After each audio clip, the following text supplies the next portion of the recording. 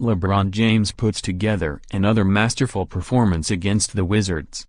LeBron James spared the Washington Wizards another thrashing. The last time James visited Capital One Arena, he left the floor with the highest scoring night of any Wizards opponent on their home court.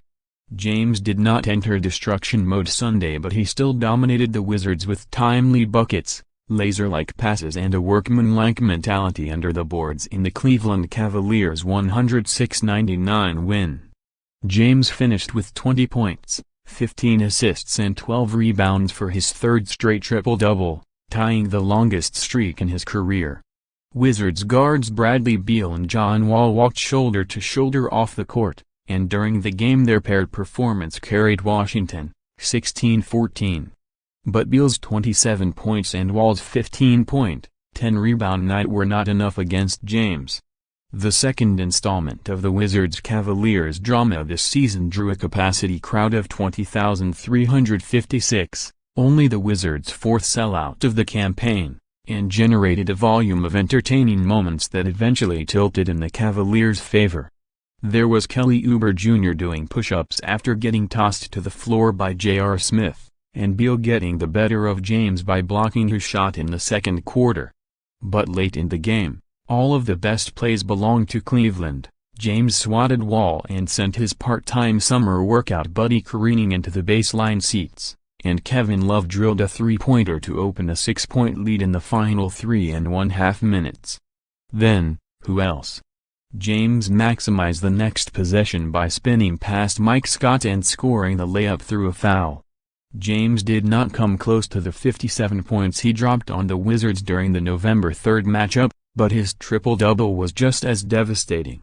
Cleveland, 23-8, has won 18 of its last 19 games and has had the Wizards' number twice this season. Since last year, the Wizards have had designs on meeting the Cavaliers in the spring. They feel confident in their ability to match up with Cleveland, but on Sunday the Wizards lacked the front court depth to test this claim. Starting small forward Otto Porter Jr. sat out while dealing with a right hip bruise. Oubre moved into the starting unit, but before the end of the first quarter both he and starting power forward Markieff Morris went to the bench with 2 fouls apiece. By the third quarter, Morris, with 3 fouls and a technical, remained in the locker room while Scott played with the starters.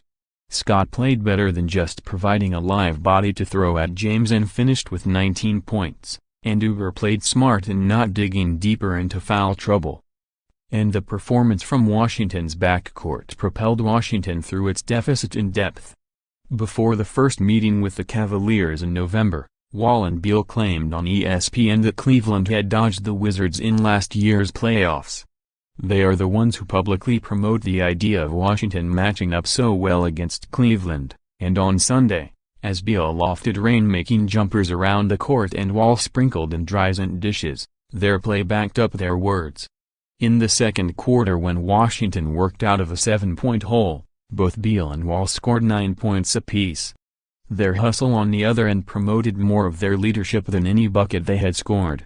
While Morris sat out and the Wizards played with just one true big man, Wall faced up James on one play and then made the extra effort to defend the rim and force a stop.